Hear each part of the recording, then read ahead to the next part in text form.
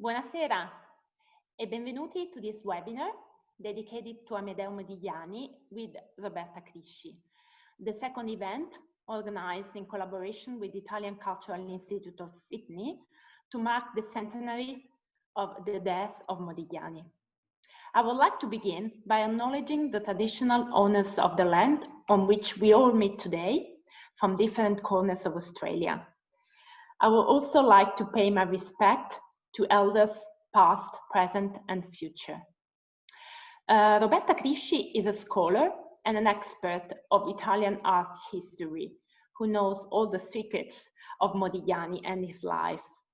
I know that a number of you have seen the film Montparnasse, 19, Les Amants de Montparnasse, dedicated to the final years of Modigliani's life.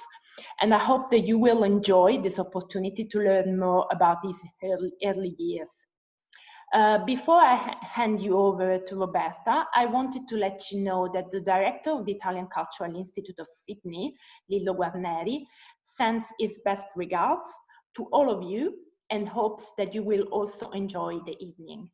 I would also like to say grazie a tutti voi for being with us tonight. And grazie, Roberta.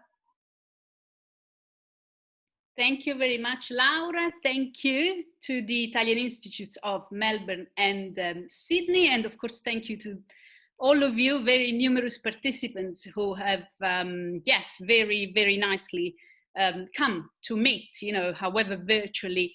And the point, of us getting together tonight. In the meanwhile, I'll try to get my PowerPoint up, so I'll share my screen with you to start my PowerPoint. So the point of us coming together is, of course, to do, however little, to do a little bit to remedy the fact that this year, it is the centenary of Modigliani's death, but all the exhibitions that had been planned, all over the world in major museums to celebrate the life and the art of this, great artist have obviously been cancelled. So what we want to do is, of course, get together to remedy a little bit this loss. And there's quite a lot to say about Modigliani. So it is a Bohemian life because I really like to look at the way, art and life come together in, in artistic journeys, especially of artists like Modigliani that are especially famous,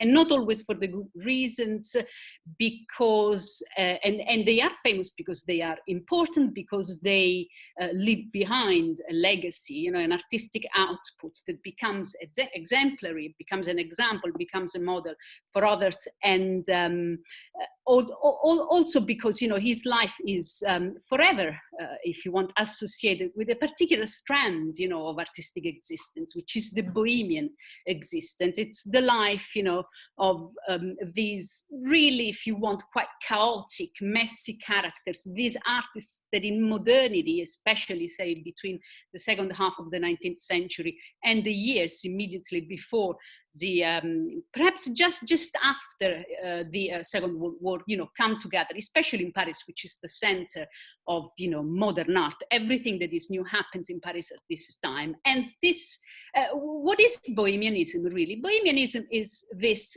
sort of carefree, if you want, seemingly carefree attitude to life that places art at the center of an artist's life.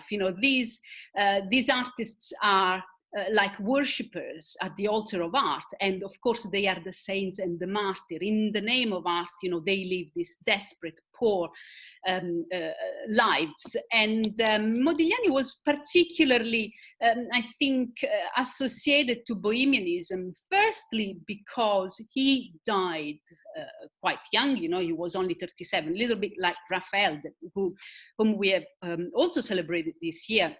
And because his life was so short, his ideas of creativity, particularly intensely, I think, apply, to these short lives of artists, especially in the case of those artists who were conscious, perhaps, of being ill. It's certainly the case for Modigliani. He knew from a very young age, you know, he had been sick, he had TB, so there's a whole mythology, you know, that associates in the 19th century and at the beginning of the 20th century, genius, especially artistic genius, and illness, you know, being sick. So this you know, knowledge that you're going to have a short life makes your life more intense from the point of view of creativity. And he had a specific sensibility, you know, to feel this intensity and to feel also the terrible, I think, irony, you know, of any criticism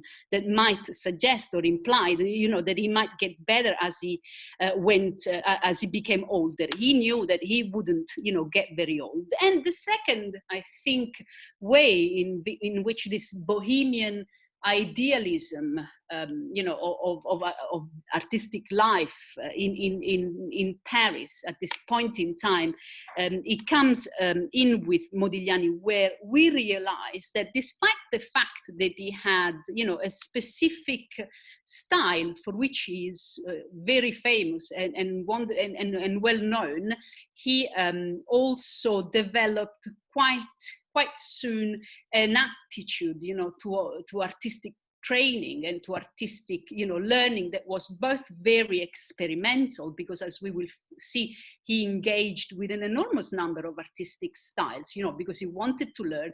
And on this, you know, in this quest for creativity and for originality, he did not, you know, shy from engaging with any type of art. At the same time, while he is experimental, of course, he also has a very, very distinctive and therefore original style. It's the style that we recognize immediately. You know, I'm just giving you here a look, you know, at a few quite well known of his beautiful, you know, very suggestive, certainly elegant and quite sophisticated portraits, which are very characteristic. If you look at the way he uses the line, you realize immediately that he had, you know, great drawing skills. So he seems to have it, you know, he can easily set, you know, a work of art by putting down the lines he needs, you know, this very forceful graphic style that he has, you know, this carefully outlined silhouettes and shapes, and then he fills that in with colors. You know, the color is not always what is, you know, interested in, although there will be changes. And, you know, here too, you see how we can go from these dull, dense browns to lighter palettes, you know, pastels and blue towards the end of his life. But really, there is this distinctive, I think, if you want, intention, quite decisive, that stylistically, what he wants to do is practice his skills as a draftsman and apply those, you know, skills as a draftsman both to his painting and to his sculpture, which we will see. And in doing this, you know, in wanting to practice the line, he is being quite decisively, if you want, you know, fashioning as, you know, as an Italian artist, but not just as an Italian artist, as a Tuscan artist. So he is a practitioner of the line, and he is very conscious that the two great artistic legacies in the history of art, you know, and the two big areas of learning and training for artists are the color, which was something that Tuscan and Florentine masters had particularly, I think, refined. And I mean, the line, you know, the Tuscan, the Florentine heritage, and color, which was something that the Venetians had more, if you want, you know, a monopoly of. So he very, you know, he is Tuscan, so very, very self-consciously, I think, he decides that, you know, that's the line, that's the identity that he wants to pursue and ascertain. But anyway, having said that, I would just continue with the life and the art of Modigliani, because there's quite a lot of gossip too, you know, that I would like to, you know, fit in this very short time we are given before leaving. You know, if you have any questions to look at this. So he was born in 1884. I don't know, do any of you know when Modigliani, where Modigliani was born? No? He was born in a city in Tuscany, and I'll give you perhaps a few hints and clues. This is a very specific city. It's actually a unique city in Italian history, because it's a city that is founded towards the end of the 16th century, so relatively late for a large important city. And it is a city that is really founded by Ferdinand I of the Medici ruling house, so the Grand Duke of Tuscany, who wants this city to be a free port. It's a Porto Franco. So he wants this city to be a cosmopolitan, really an international global center for trade and commerce. So where do you think he was born? Well, very good. I can see many of you have got it right. He was born in Livorno in 1884, and Livorno, as I was saying before, became, with the Medici, a really major, Mediterranean center of global commerce. So people, from all over the place would be seen in the docks. It was a noisy, very colorful city. You can imagine the hustle and bustle. But there's something else about the city that made it particularly, I think, unique, and that goes, I think, some way to explain Modigliani's peculiar identity and character. When Ferdinand I of the Medici decided to turn, Livorno into a major center of global commerce, he invited officially, with a letter that is also a foundation chart for the city, he invited all merchants, people from all over the world, to come and settle in Livorno, regardless of their faith. Now, this is the end of the 16th century. The Inquisition is up there, asking people, what their religion is. So there's a very nasty strain of Christianity. But Ferdinand I, the Medici, he wants this city to be cosmopolitan. He wants it to be free and open, not only to trade, but to all mentalities, cultures, and religions. So it has a huge population of Jewish people. More than a third of the population here are Jewish, and the synagogue of Livorno is, one of the biggest in Europe. I think it's actually the second biggest in Europe. And it is also, interestingly, if you read the travelers' accounts about,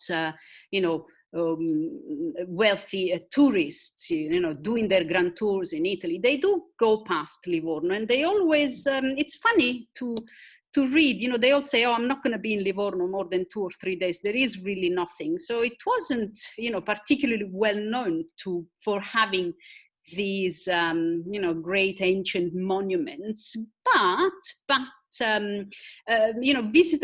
visitors came here, and there was this extraordinary cosmopolitan, I think, atmosphere, which I think, really forms Modigliani, who will soon, start traveling all over Italy, and will end up, of course, in Paris. And, he will be an extraordinary, friend to people from all over the place. And his specific, open-mindedness in matters of art, his embrace of several styles, and modes of making, of course, I think is partly explained by his provenance, by this context where he was born. I've got here a little interesting picture, which is, the house in which he was born. Where, you see, if you go today, there's commemorative, of course, slab. But anyway, he is therefore the fourth, born child to a family of merchants, really. His father sold wood and coal, but the really important person in this family I think, is his mother. So his mother is a French woman. She comes from Marseille, and she comes to Livorno when she marries her husband in 1872. They have children together, and she's an extremely educated woman. She is a translator, in fact, of poetry, specifically symbolist poetry. She loves to read, Baudelaire, Mallarmé. She also publishes reviews under a ghost name. As you know, at this point in time, women cannot use their name or, act out there in the public sphere with their name. She uses a ghost review. And if you read books on Modigliani, it says everywhere, the mother does private lessons at school, or she writes reviews, and she does translations because she wants to supplement the family income, which is apparently, things are not going too well with the family. In reality, they're a well-off family. You can see here little Amedeo here with his nanny. So they have a nanny, they have servants in the house. But the reality, as I was saying, is that she runs a private school in her house with her sister. She runs a private experimental school, very much like a kind of Steiner, Montessori type of experimental school, that was really testing all the new ideas on pedagogy and learning and instructions that were coming out, at the beginning of the 20th century. So it's not that she's teaching or doing translations because she has to supplement the family income, as you read, but it is that she has skills and talents. And because Amedeo is the little one in the family, he spends a lot of time with her, and she gives him, the books. He is full of poetry. He is a big, reader of poetry, especially the symbolist poetry, Baudelaire, Mallarmé, all this really is very much part of his sensibility, and he takes this to Paris. Now, it's very important to know that Eugenie, the mother, who's French, I hope I said it, she keeps a diary. It's a very important document for us because she dies in the same year Modigliani, Amedeo dies. So all along we can trust this diary to give us information as to what he does, and how he feels. So we know from her diary, of course, that at around age 11, he becomes sick, he becomes ill with pleurisy, and then we learn that he becomes sick again, with typhoid fever a little bit later. And in 1900, he contracts TB, tuberculosis. Is a killer disease. It can affect the lungs, but it can also affect the brain or the bones. But anyway, it is, a disease that once you catch it, you know that you will die. So he carries very early within himself the knowledge that he has this disease. So because he is sick and because he is the youngest one, he's allowed actually to leave school. So he was always, of course, going to miss a lot of school because he had to spend a lot of time in bed. So and when you come from a family like this, with in an educated family, if you have to spend a lot of time in bed, it's very likely that they will give you books to read or drawing pad with colors rather than give a TV screen with KFC food to munch on as you watch something. So there is also this lovely, I think, connection between the fact that he is ill, and has this specific sensibility informed by his symbolism and a specific strand, of 19th century and turn of the century sensibility and the artistic path that he decides he wants to follow. So this is a self-portrait here that he does when he is quite young. And he's allowed to drop off school and to go to art school. So he first joins the art school in Livorno with a local painter, Macchiaioli, who was a disciple of the most important Italian painter, working at this point in Italy. That's Giovanni Fattori, who was also, from Livorno. Anyway, Modigliani goes to art school, and as you can see, we have very very few artworks from these early years, and they are mainly, you know, from the Paris years, and we'll see some of those. But this is quite unique because it is a landscape that he paints in 1898. So, you know, just think, he's really only a teenager, but what we see is that, of course, he's given a precise brief. You know, he's painting in the style of the Macchiaioli, who are, you know, the local, if you want, impressionist painters. You know, they are landscape painters. Now, this style is a little bit, of course, out of date, if you want. You know, if you look at the scheme, you know, of the progress and the things that are being done at this point in time in the history of art. But it does tell us that he is very keen on learning his style. So he's painting in this very light palette.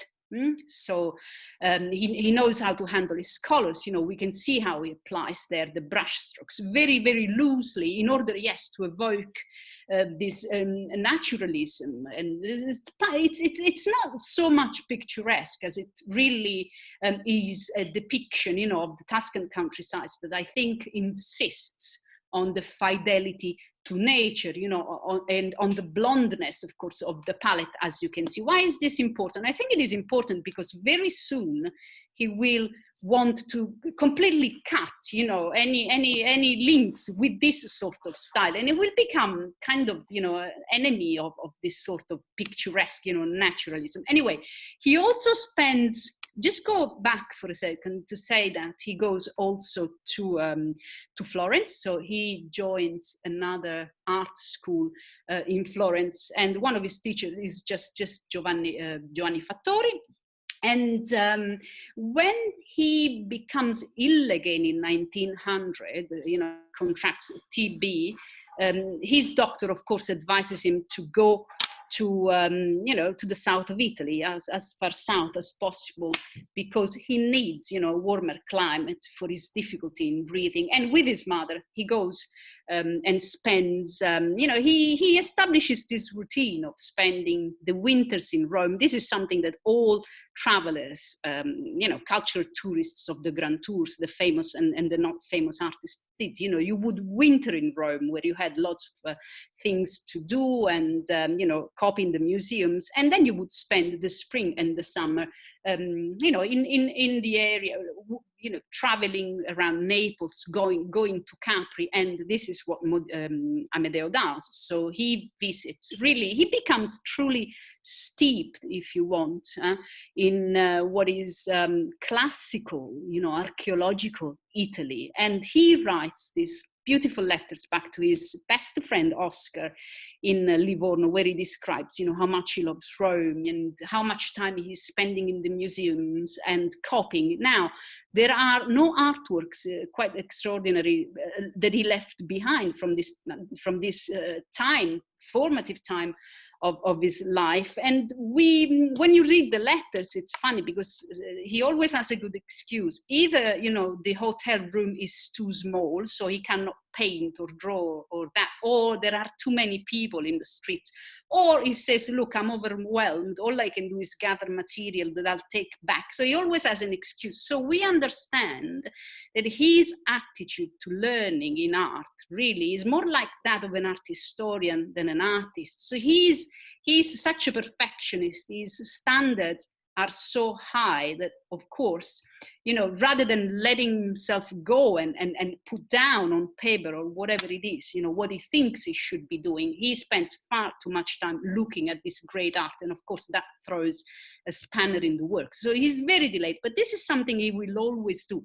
And in fact, you know, as you know, the art of Modigliani is quite a taboo topic in a sense with art historians. He's an immensely popular artist because people just love, you know, what he does. You know, there's this wonderful tenderness of mood and this relatively easy to take in style, you know, the elongated necks and so on and so forth. But of course, his style is also very, very easy to copy, emulate, and fake. So there's so much fake Modigliani out there. And sometime in the 80s, in 1984, there was quite a scandal case, because 3 fake Modigliani heads, turned out. And of course, all the great art historians, with international reputations were, of course, they were ready to guarantee, yes, this is obviously, that sculpture that Modigliani did that year, and then he ditched it in somewhere, because he had a habit, of simply getting rid of the things that he didn't like, because he thought it wasn't good enough. So he is extremely easy to fake, but also is an artist on which, art historians' reputations can be made or unmade. So if possible, art historians, the big high art history won't go there, So it's this year we would have had a number of interesting publications and exhibitions that tried perhaps to tidy up a little bit this reputation that Modigliani has of being an easy artist. So it's not actually that he is an easy artist, it's that he had a very voracious attitude, and of course, with wanting to simplify, the means by which he made art, he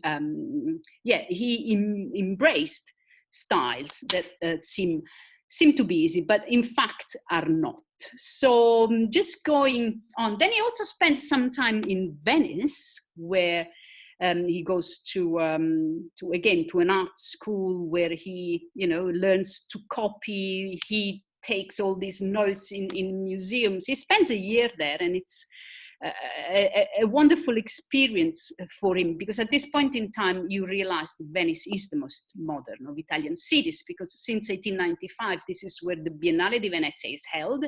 That means that all the newest avant-garde art, wherever it is made in the world, every couple of years it comes to Venice, where it is exhibited. So there's a real there's a real liveliness to the city. Nevertheless, Modigliani knows that he wants to become an artist.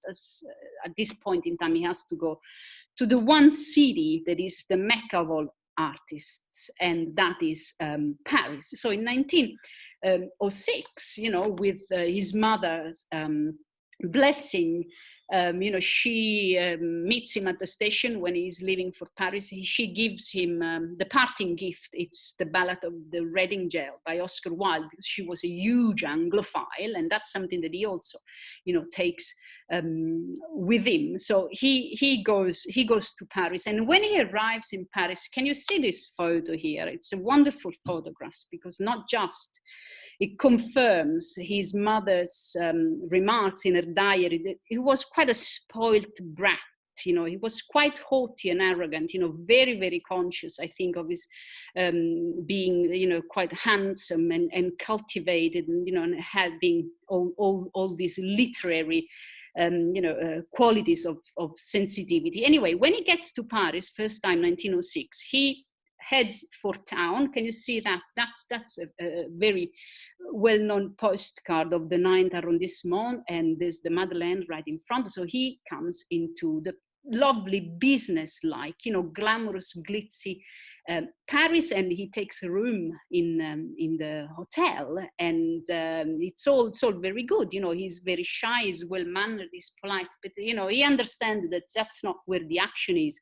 So the Paris of the modernist avant-garde, the Paris where all these movements that are groundbreaking in art, where is Picasso painting the Demoiselle d'Avignon, where is Matisse doing his Fauvist painting? Well, it's certainly not in the business part of Paris, but it's somewhere, up on the hill of Montmartre.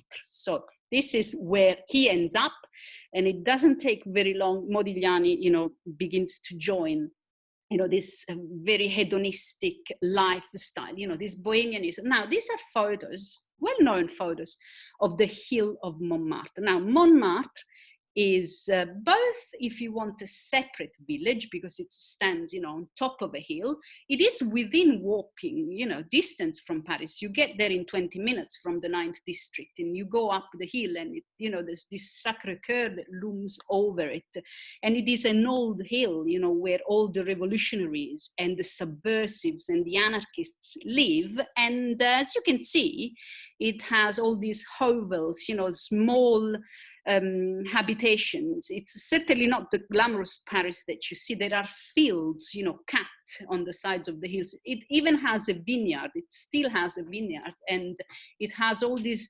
disused windmills that obviously became the can-can dance halls. So all the naughty, cheeky Paris was happening here. And all the color merchants and, the small artisans. This is the Paris where the working class women, the washer women, are all over the place. So it is also the district where all the entertainers, of course, live. So here, artists taken very seriously. If you look at these black and white photographs, you don't get a sense that, of course, Montmartre was this lively, youthful place where all the novelty in art came out and the people were having fun. So for that sense, we really have to turn to the colorful images that have been left behind by those artists that were the great, artists that participated in all this entertainment business in Paris. So certainly Toulouse-Lautrec, but also Picasso, who has now, been living in Paris for 3 years, and he's painting, all the low life, all these people that devoted their life to entertainment, essentially. But of course, this is the big metropolis. It is Paris, and this looks like a lot of fun, but there is, of course, the flip of the coin. The flip of the coin is that life for artists at this point in time in Montmartre is very hard, because yes, you can, maybe you have an allowance, your parents, as in Modigliani's case, the mother made a point, of supporting him. But of course, that is never enough. The temptations are all around. And an artist, if you are an artist, you want to spend your time painting, and you need all your art materials.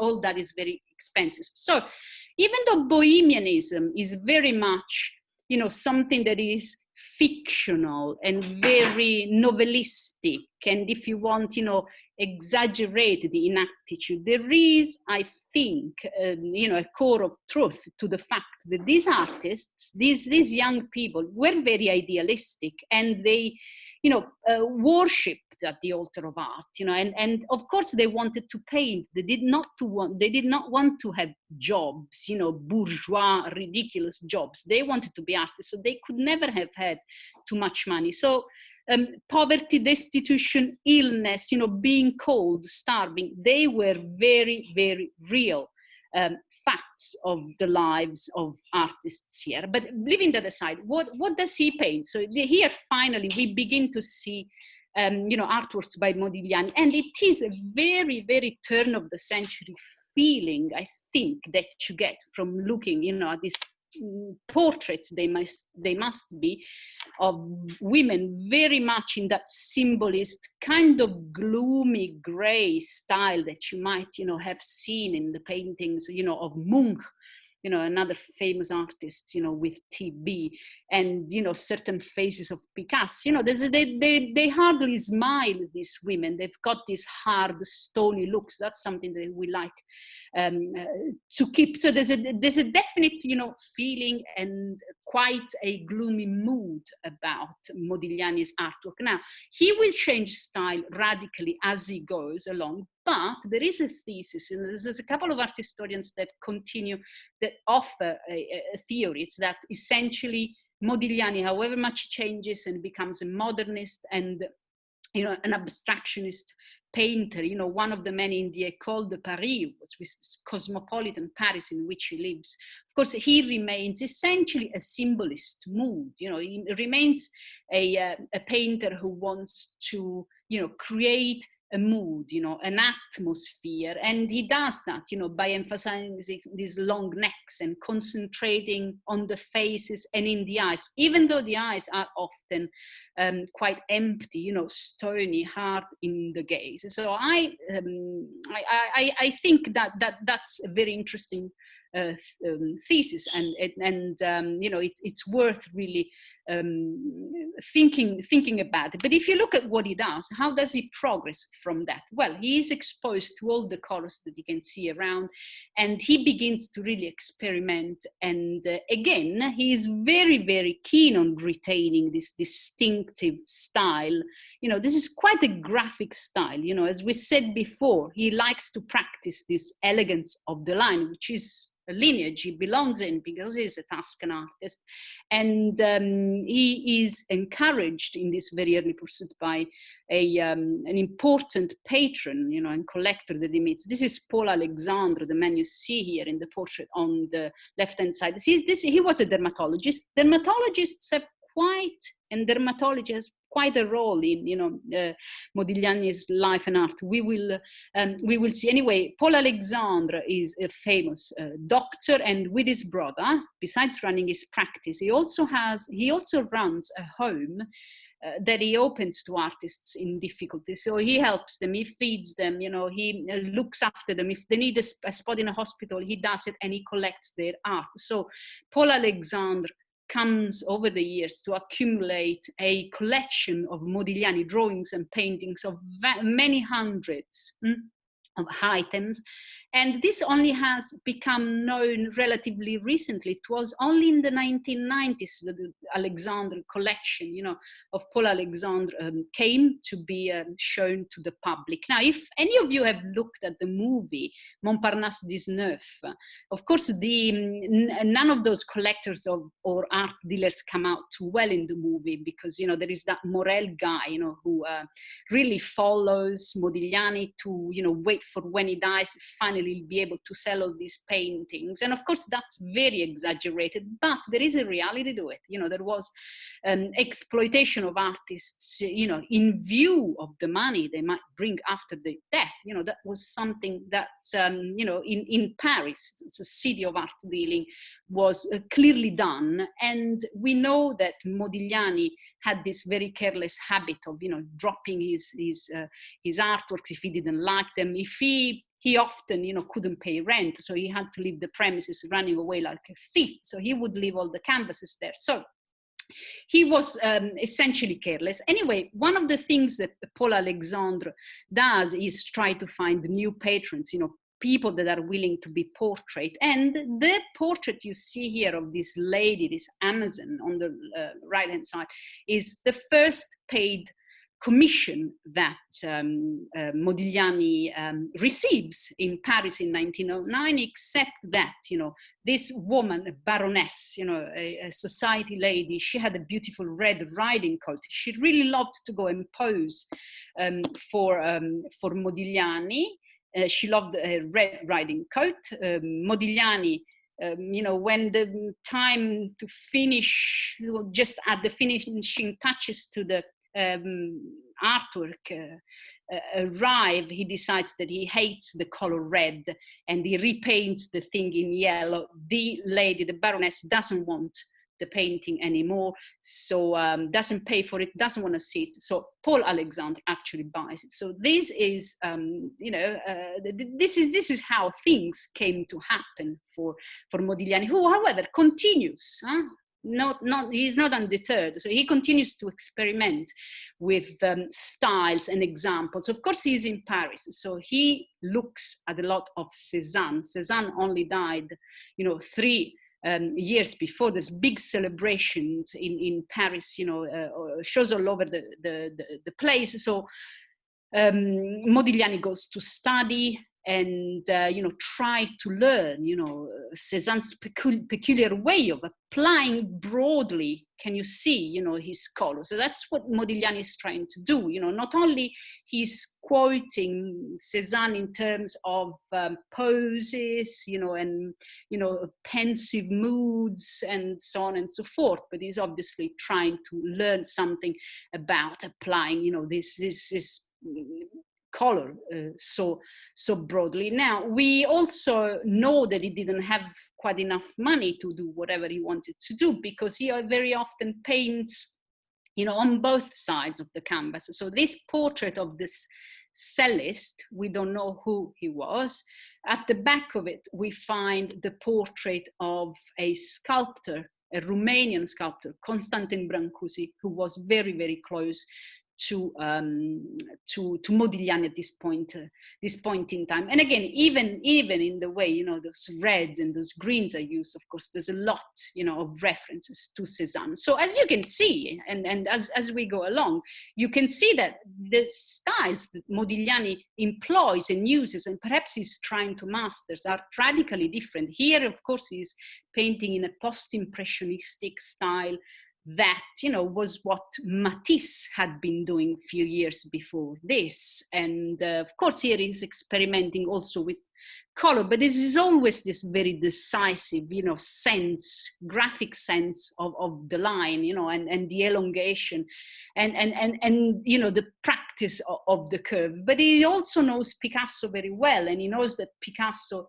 is, you know, actively really not far from him, next door. He lives in Montmartre too. He's actively laying the road, you know, to modernity in art. And Picasso is, you know, an extremely talented, fearless kind of, you know, creator who doesn't care, you know, he has no respect for anything. He's not hampered in any way by ideas of greatness. Modigliani is. So the fact that he's been accused of a certain facility or, you know, an undecisive way of going, you know, about art is actually just a reflection of the very high standards and this, you know, very, very, very open-minded receptivity that he had, you know, to different styles. But finally, he does find a style that is completely his own, and this recognizable style that, you know, allows, if you come in any museum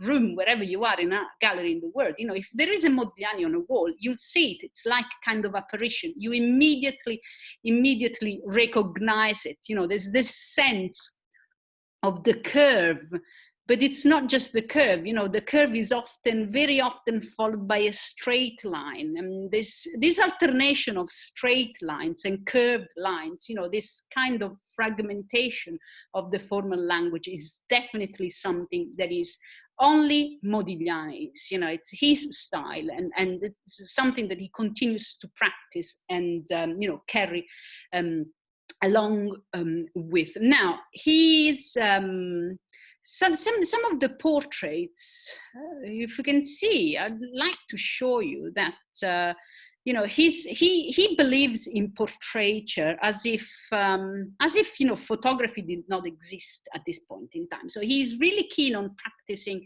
portraiture, and then we will see, you know, the nude and, you know, the Madonna and Child genre. So he knows what he wants to paint, and obviously it's clear that Modigliani is a modernist, but also that he has no intention, you know, of destroying the centrality and the importance of the human figure in art. So in that sense, he's kind of an odd avant-gardist, because he's not like Picasso, you know, trying to destroy things. You know, he actually retains this belief in the centrality of the human figure, and that's also a way for us to perceive how he continues in this you know, tradition, art historical lineage, you know, of art, you know, grounded in his coming from you know, from the experience of you know, Tuscan learning. Anyway, it's funny how, if you look at his portraits, sometimes he has inscriptions running, you know, through. If you look, sometimes he doesn't, but sometimes his painting, as you can see, are crossed by specific inscription. I don't know, why do you think he might have done, you know, he might do something like this at, you know, at some point in time?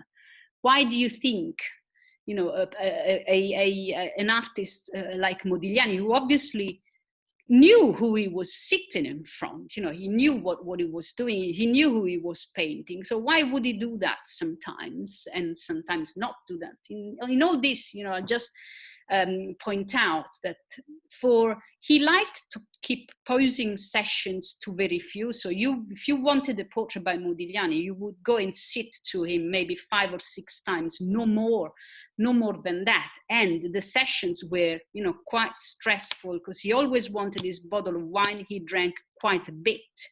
And of course, he was a violent man, and so on and so forth. So he didn't really control his temper very much. But, he was extremely anxious when he painted, and he would sweat. Yes, exactly. I can see, because they were friends. So when he was, in front of a sitter who was a particularly close friend, then he would make a point, of writing their names, as if, to reinforce this sense of, memory and identity, for posterity. Now, this is also, if you read the literature of Modigliani, of course, this is also read in terms of double standards. If it were a friend or a woman friend, he might, go all the way and make sure that they would be remembered by writing the name. But if it were, just a common model, a professional model, then for him, that was just, a pretext to paint or draw. So he had quite often, we will see, these quite, old-fashioned ideas that were a little bit snobbish and classist, perhaps. Look, I'll give you an example here. This is Beatrice Hastings. You see her in the movie. If you see the movie, it's the English journalist that follows him and falls in love with him. And of course, she was a very modern, elegant woman. And she wrote, so she could give him or not give him a review in the paper. And they obviously had a love affair, one of the many love affairs. Of course, women were absolutely mad about him, and so on and so forth.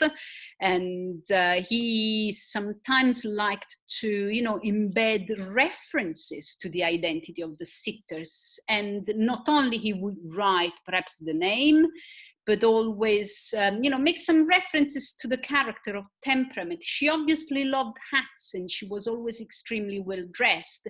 And in this portrait here on the right-hand side, he's inscribed the portrait of Beatrice as a Madame de Pompadour, and he's giving her, this feathery hat.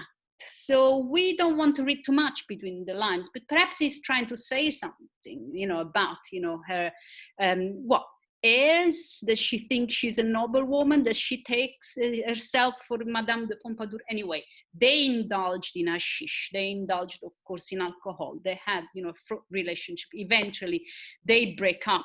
He leaves the apartment that they share together, and he goes to live with another friend whose name is Leopold Zborowski. You see him here in the film. You see that he lives with the Zborowski in the apartment. Actually, Leopold Zborowski, who is both a poet and an art dealer. You probably get, how can you be a poet and an art dealer? Well, in Paris at this point in time, you do anything, to survive.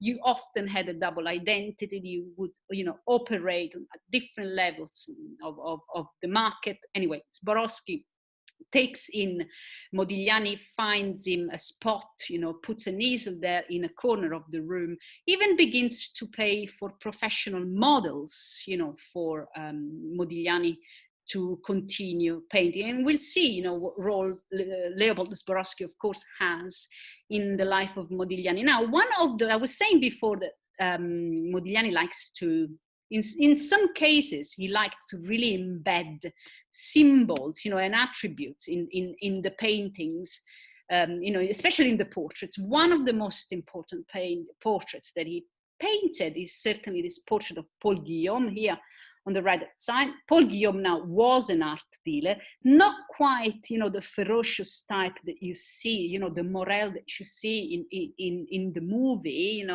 Paul Guillaume wasn't exactly, looking forward to the day that the ill Modigliani would die.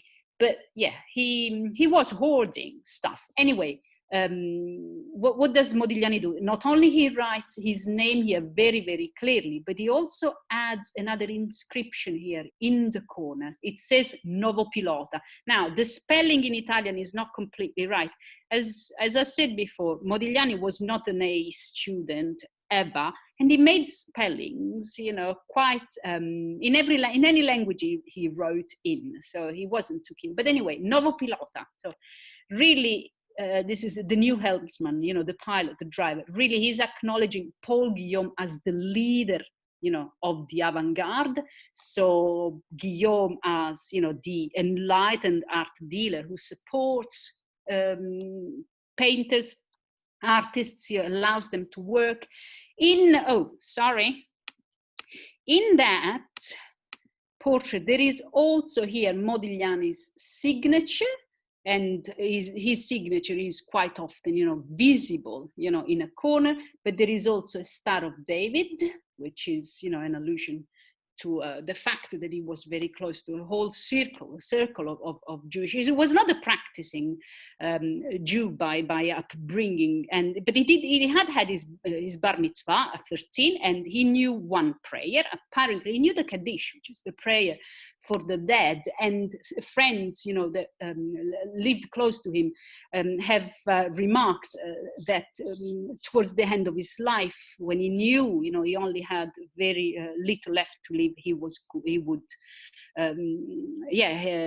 sang to himself, you know, this prayer for the Kaddish. But anyway, there is here a Star of David, and the writing that says Stella Maris, so the star of the sea. And of course, this is another allusion to the leading role, you know, that Guillaume had for the avant-garde. Now that's an interesting painting, because this is in Zborowski's apartment, where Modigliani paints a portrait of a common friend we saw before, Chaim Soutine, on a door, as you can see. Now, if very modern artists, street artists like Basquiat say, of course, they painted a lot of doors, fridge doors, you know, house doors. They did that. There's extreme modernity in that. But in fact, you know, Modigliani was doing that all the time before. So there's an interesting, I think, you know, aspect to his specific type of modernity. Anyway, then he also goes to live in Montparnasse, which is another you know, area of Paris where artists gather to concentrate. There's two very famous, you know, cafes like La Closerie de Lilas that are really landmarks in modernity. You know, imagine Lenin, you know, was writing his revolutionary things here, seated at La Closerie de Lilas. There was a whole, you know, part of Paris. This building, strange buildings you see, this is called La Ruche, the beehive, and it is a round, you know, circular structure in which a lot of very small, tiny artists' studios, you know, existed. And Modigliani lived in one of those. There was, you know, it was really basic accommodation. This was a circular, imagine, brick wine cellar, actually the showpiece for an international exhibition designed by Gustave Eiffel, he of the tour. But anyway, where at the end of the fair, the exhibition, this was taken to Montparnasse and had turned into, you know, a studio for artists. This is where Modigliani takes a studio. There's a little courtyard in this, and that's where he begins to engage with sculpture, and we'll come to that. Now, he also, we know that he ate in a little restaurant, you know, just around the corner, where an Italian lady, you also see her, you know, in the movie, that Rosalia, you know, she cooks, you know, and she feeds all these artists, Modigliani included. Anyway, we know of his life in Montparnasse because we have photographs, and there's a whole, you know, day in the life of artists in Montparnasse. You see Modigliani here, Picasso, André Salmon, all these people would then go on to write, you know, fictionalized novels on Modigliani. So this is where he becomes a sculptor, and he's really, for about 30 months, he's really, you know, obsessed. Sorry, I'm just skipping, but he's really obsessed with the idea of becoming a sculptor. So he puts painting aside. And once we tended, you know, older scholarship tended to stress perhaps the influence that non-European, non-Western art would have had on Modigliani. In this case, you see, this is African mask. that of course, would have intrigued Modigliani for this sense of very, bare, minimalist, abstractionist, if you want, lack of detail. But while we acknowledge that, of course, Modigliani would have been inspired, would have even taken motifs, the thin noses, the pouting mouths, all of those would have interested him. Today, we are much more keen on stressing the fact that his references, his stylistic references are much more, closer to his own Western, if you want, traditions. So he would have seen plenty of this archaic Greek art, and even, of course, Khmer, Buddha heads, in the great museums, in the Louvre, they were becoming bigger and bigger. And we know that Modigliani spent all this time there. And, we got this archaic smile, of course, this wonderful mood of serenity and quite gracious and certainly very sophisticated. And this is what he seems to be wanting to do. So he was very close to a group of artists, actually, all from Eastern Europe, who had decided that their mission was to completely go against the celebrated sculpture of the day, which was Impressionist sculpture. And the greatest example, and the most celebrated Impressionist sculpture at this point is, of course, Auguste Rodin, who dies in 1917, huge celebration. Now, if you look at this is Impressionist sculpture, but what do we see? Well, first of all, this is extreme tactility. In Impressionist sculpture, the artist would make a model out of clay or out of plaster, and then he would go on, for instance, to make, bronze casts. Now, of course, you can make as many bronze casts, of a statue as you want. So there was this business-like, if you want, aspect to bronze sculpture that is, something that Modigliani completely hates, because he wants to go and do, direct carving. He wants to carve stone heads or, standing figures directly from the stone. He doesn't want to go into this, very complicated kind of industrial process that is, the sculpture. He also didn't like this very, self-conscious attitude of the artist. Can you see, this is, of course, the creation of Adam, the first man. And, because we can see very well, the fingerprints, we can see the thumb, we can see how exactly the act of creation has been carried out by the hands of the of the artist, in this plaster cast. There's a very, if you want, kind of indulgent, immodesty in the artist being so conscious about being the godlike creator. Now, Modigliani and his friends don't want to do any of that. They want the streamlining, they want a minimalist, they want an elegant, smooth, elongated, sculpture that is perhaps based in geometric understanding. This is linked, of course, to certain traditions in Western art, as we've seen before, but it is this clean, really aesthetics that they want to put forward. Now, his heads, he hasn't sculpted very much. There's about 26, 27 stone sculptures by Modigliani, and this is because he was a sculptor for only 30 months. Then he had to quit. He suffered from the lungs. That means that he obviously was breathing of all this dust that was not good for him. So he had to quit.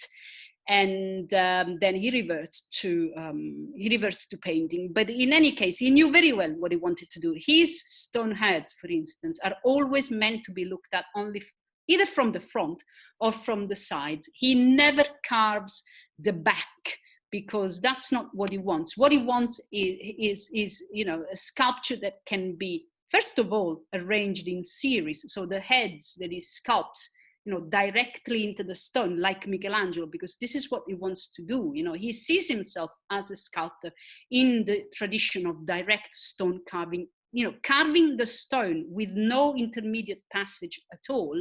And he also has this, clear understanding that he wants them to be exhibited in series all together. So they constitute a wider, larger, total work of art. It's more about creating an environment. And this is of course, the exhibition at the Salon d'Automne, the only exhibition, you know, where he exhibited sculpture. Then we know of another exhibition.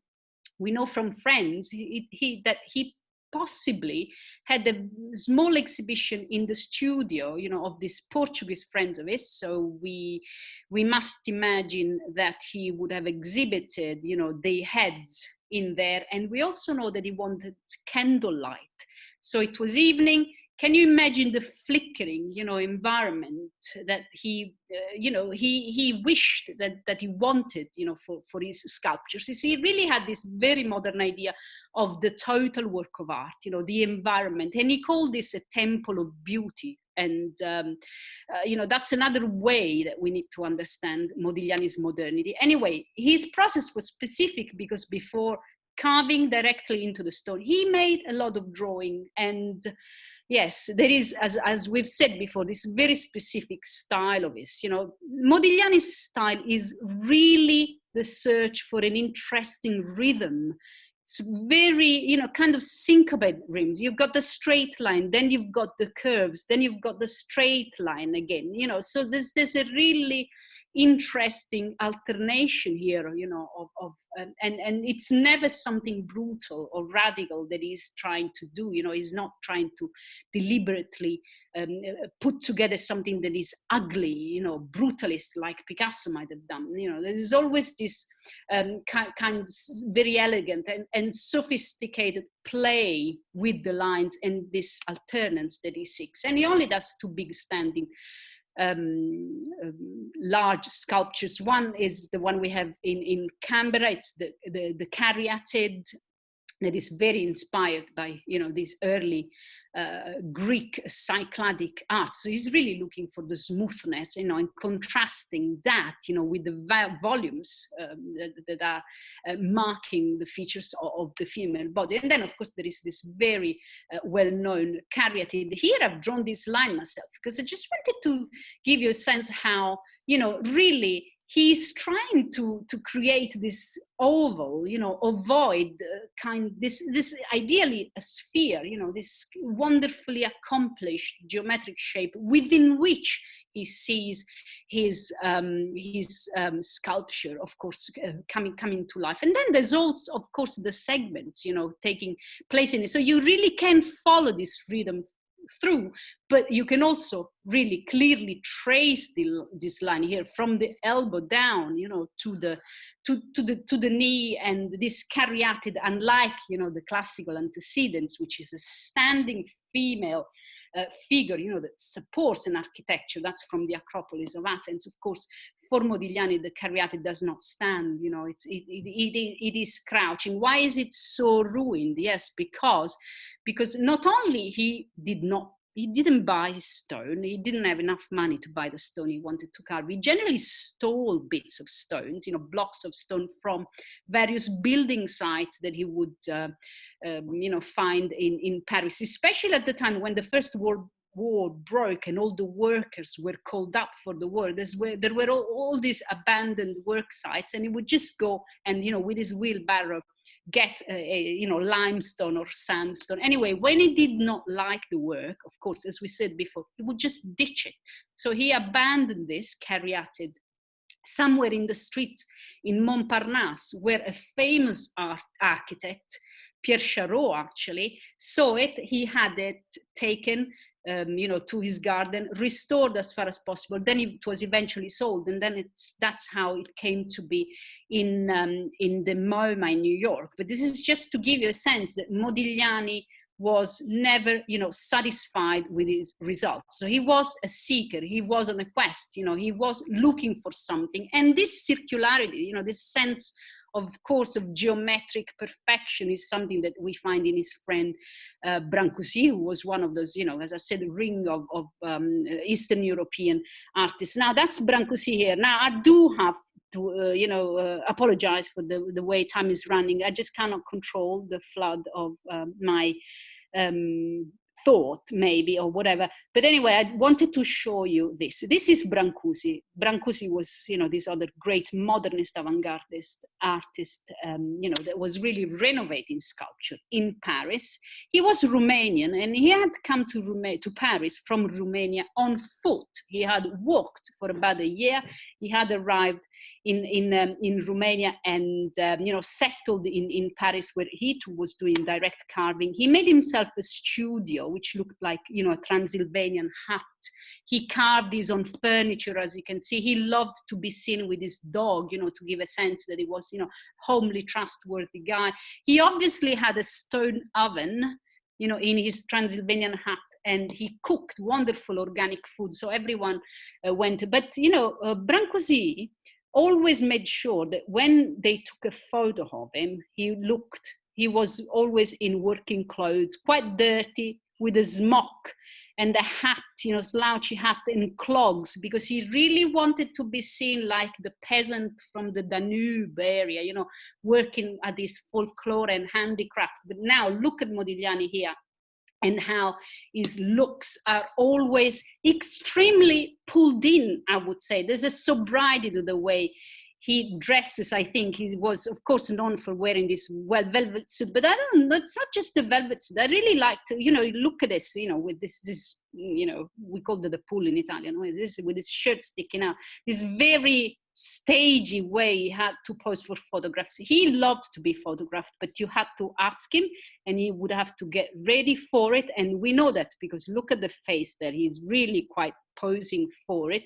When people took photographs of him, you know, unbeknownst, as, you know, in this case, this was taken in the south of France, you know, on the Croisette, where he had gone, you know, to recover. Somebody took a photo of him. He's clearly not pleased because he hadn't been told, so he hadn't had the time to get ready for it. But anyway, I just wanted to make sure. Now, in 1917, of course, he meets this wonderful girl. You see the kind of pre-Raphaelite beauty she was, very different to the way he sees her, you know, in the many, many portraits that he leaves behind.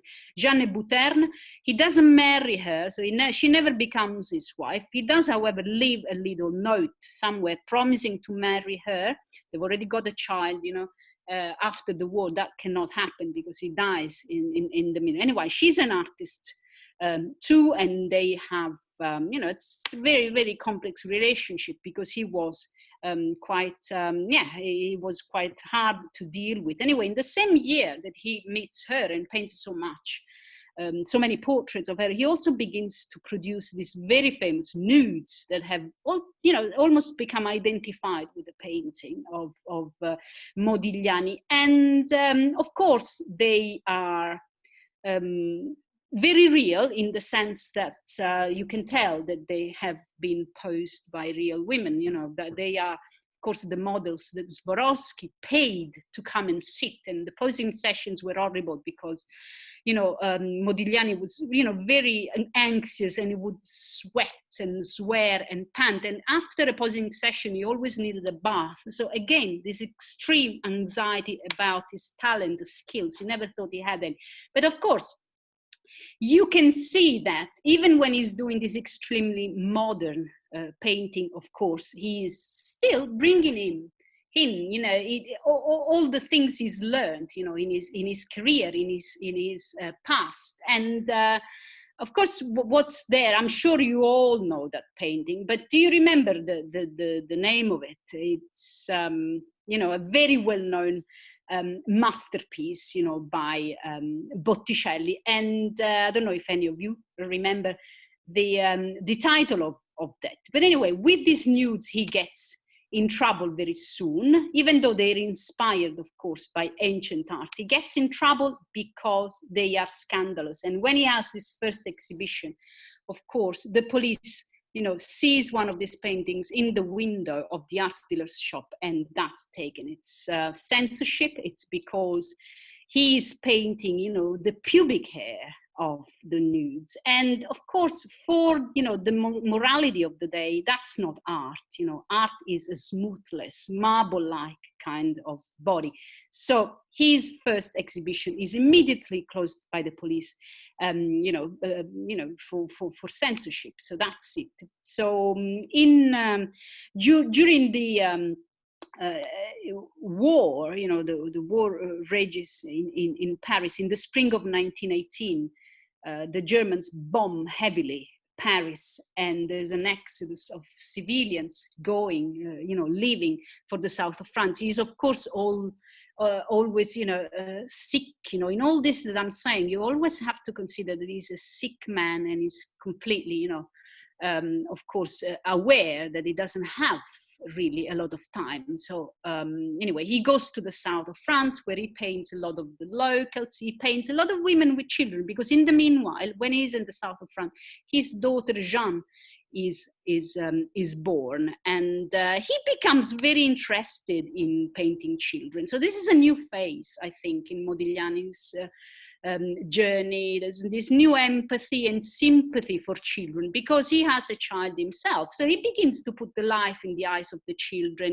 There's this new pastel. And of course, this is perhaps one of the most beautiful, I think, paintings he's painted, because this little girl is really like an apparition, if you allow me. He was sitting in a bar in Nice, and he orders a bottle of wine.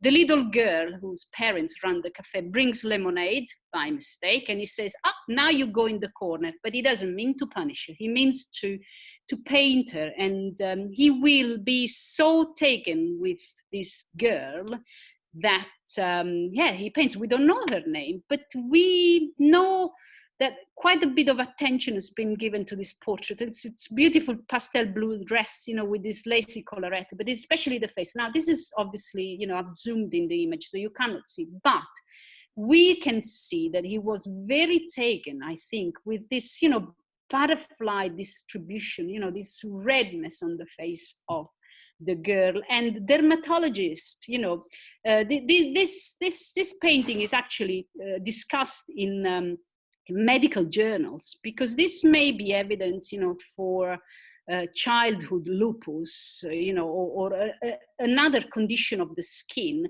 that we use evidence from painting to study. Anyway, Modigliani, of course, he's particularly intrigued. It's not just that he has a child, but it's that he is a painter, and therefore, his business is color. His business is to capture, of course, texture. So he would have been intrigued, by all the tones of red, from the carmine to the vermilion to the purple that he would have seen in the face of this girl. And of course, the big cerulean, almost baby Jesus hair, eyes that go with the skin condition. But of course, because we know that he was sick, there must also have been an empathy, I think a layer of empathy that must have come from the fact that he knew he had been a sick child himself. And I think there is this beautiful mirroring quality. I feel that, this long neck, this reclining face, there's something symptomatic of an empathy and a sympathy that he has for children. So eventually they go back to Paris at the end of the war, but it's only 6 months, and his health deteriorates dramatically. Jeanne, his companion, is pregnant with their second child, but he's taken to hospital, and eventually he dies there. That's where his friends, that took him there, have taken this death mask, which is conserved at the Harvard University Art Museum, and he dies there. Now, when Jeanne, a day later, learns that, that Amedeo has died in the Hôpital de la Charité in Paris, she throws herself. She commits suicide, pregnant, so she dies. The child dies with her. She just jumps from the window of her parents' apartment on the 5th floor, and of course goes to her death. She could not have, somehow imagine the life without him. The little daughter they had, named Gion, too, as we know, would be adopted by Amedeo's sister in Italy, and so on and so forth. That's really all I have. I'm sorry I've gone over the time, but I really thought that this overlapping of life and art was important, and I hope you, you enjoyed listening and perhaps learning more about Bohemianism and the core of truth. There's always a core of reality and suffering to any legends that circulates about artists, especially at this point in time. So there's a specific idealism that goes with the life of the artist, and in his case, it was, to a very intense degree. So thank you very much. I don't have much time, but if you have questions, I'm very, very happy to take them.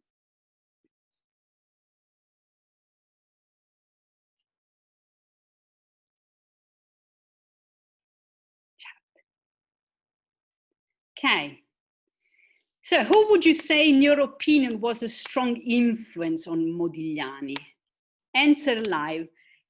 Ciao, Rosaria. Well, I think that instead of thinking very much in terms of strong influences of Modigliani, because we saw that he was so keen on absorbing everything, I like to think that he had, a relationship of exchange, of course, with Brancusi in terms of modernity, but I think with a lot of artists, I think there was quite a sense in which he was exchanging something that was in the spirit of the times, this emphasis on cleaning styles, and obviously taking anything that other languages could teach, if you want. So there is obviously a strong influence, but I think it's more an exchange. So the movie takes artistic license, Monica, with how the end of his life is portrayed. Is the Morel character real? Did he really buy Modì's paintings soon after he died? Is it just another dramatization? Well, Monica, it's really a very, very, very, I think, emphasized dramatization of a series of characters, that circulated around Modigliani. So Morel, I think, puts together viewpoints on art dealers that were not necessarily the art dealers that Modigliani dealt with. As you've seen with the case of Paul Guillaume, he was very keen on acknowledging what Guillaume was doing. With Alexandre, he had another interesting relationship. So a lot of artistic line. What was the name of the film you mentioned? Yes, it is called Montparnasse 19, and it is a film, Julie, by Jacques Becker, and I think Max Ophuls also comes into that. So that's something you will find. Was he respected by his peers and contemporaries? Well, Monica, I think he actually was respected by his peers, because they all write about him in their diaries, and of course, there would have been a section of the bourgeois audience, the people that went to see the nudes just because they wanted to have a laugh. He wouldn't have had a lot of consideration about them. He was the one that, of course, was testing himself all the time. So that's something that's important. Wonderful presentation. Thank you, Therese. Thank you very much for listening. Do art historians dismiss Modigliani because he tried out so many different styles? As in because he never settled on a strong? Yes, Marita, that's partly why, because, he does not allow you to grasp him very easily. So he was loose all over but it's because he's easy to fake, and that tests, art historians, if you want, own ability to judge what is fake and what is not, because, art historians can be snobbish types. Andrew, hi Andrew, what do you think about the scene in the movie with the American art collector? Was it realistic? Well, there would have been something of that kind inspiring, because we know that his art went overseas. It was exhibited in London. It was exhibited in London and in New York. While he was alive, he could not attend. So there was certainly something realistic about it, but there were plenty of art collectors that were keen on, you know, accumulating art, because that was the thing that was part of the reason why they came to Europe, you know, so they could go take it all back to America. Sarah, was he really around selling his drawing? Yes, Sarah, he would sit in cafes to try and, you know, sketch people and, you know, try to sell them. So that was done by, can you tell us something about his portrait, Alice, Enter Life? I don't know which one this is, Therese, so I'm sorry I cannot help you, but maybe you can send it to the Institute and we can have a chat about it. Did he ever return to Livorno to see his siblings? Yes, Jennifer, he did return to Livorno. Maybe one of these stays in Livorno was what determined him to try to become a sculptor, because he spent some time there, and with his brother he went to Carrara, to the quarries, where he wanted to look at blocks of marble, of course, and give it a go. So he did return. Il rapporto con Picasso l'aveva lodato, Enter Life. Yes, Edward, Picasso had, you know, had a certain respect for Modigliani, but, you know, Picasso could be very snotty and sneering about anyone. We actually don't know anyone that Picasso had absolutely, you know, no reservations about. So Picasso is quite a type. Heather, brava, thank you. Thank you, Heather. I'm glad you enjoyed the talk. Jennifer Gates, grazie, thanks to you, Jennifer. Malcolm, ciao, Malcolm. Marita, what do you find compelling about Modigliani personally? Well, Marita, I find that his intensity, you know, as an artist, and the way he could feed, you know, from, you know, all sorts of stimuli that he could pick on, you know, the literature, the poetry. I couldn't go too much in detail about it, but I think that it is wonderful how he puts it in, you know, puts it all together. And now finally, even though these eyes are stony and empty, I think that there is certain a layer of sympathy that he managed to convey. So it's creating this mood, and I think that mood, he manages to do it in his art, because in his life, he was a curious, you know, an empathetic type. He could recite Dante.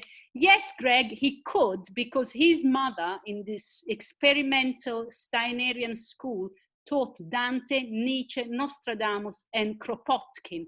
So he was very, very much in tune with the poetry of Dante. Yes, he could recite it. Denisa, thank you. Denisa, thank you. And Leonora, thank you, Leonora, for your participation. John, thank you very much. John, Sarah, thanks. Thank you too much. Thank you. Was he abandoned by his family? No, Claudia. His mother continued to support him with money as much as she could. She supported all the siblings. You know, Emanuele, the elder brother, he was an anarcho-syndicalist, one of the founders of the Socialist Party in Italy when that came out in 1921. And he was in prison, you know, while Amedeo was becoming an artist, and the mother would send money to all. So she was a completely engaged kind of, oh, yes, Michelle, the skin condition is called childhood lupus, but I think specifically it's called dermatomyositis, if you're interested in going more into that. Thank you. Thanks, Edward. Thanks, Anna. Did he have any followers? Not at all. No followers in the proper sense. No disciples, because his style was too thoroughly unique. But a lot of fakers and imitators, unfortunately, yes. Thanks, Catherine. Thanks, Marita. Ciao, Sergio. Grazie. Thank you, Julie. Maria. Ciao, Maria. Grazie, Monica. See you. I hope he continues to be one of your favorite painters. There's much more to read about him, because there's been, you know, some recent writing. So thank you very much. Thank you very much. Thanks, Elizabeth. Thank you very much. Thank you all. So I'm going to send you a message, chat. That's if I can do it. So Thank you very much for listening. See you next time.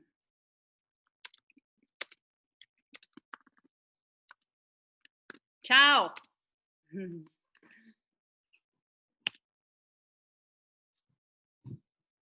Bye bye.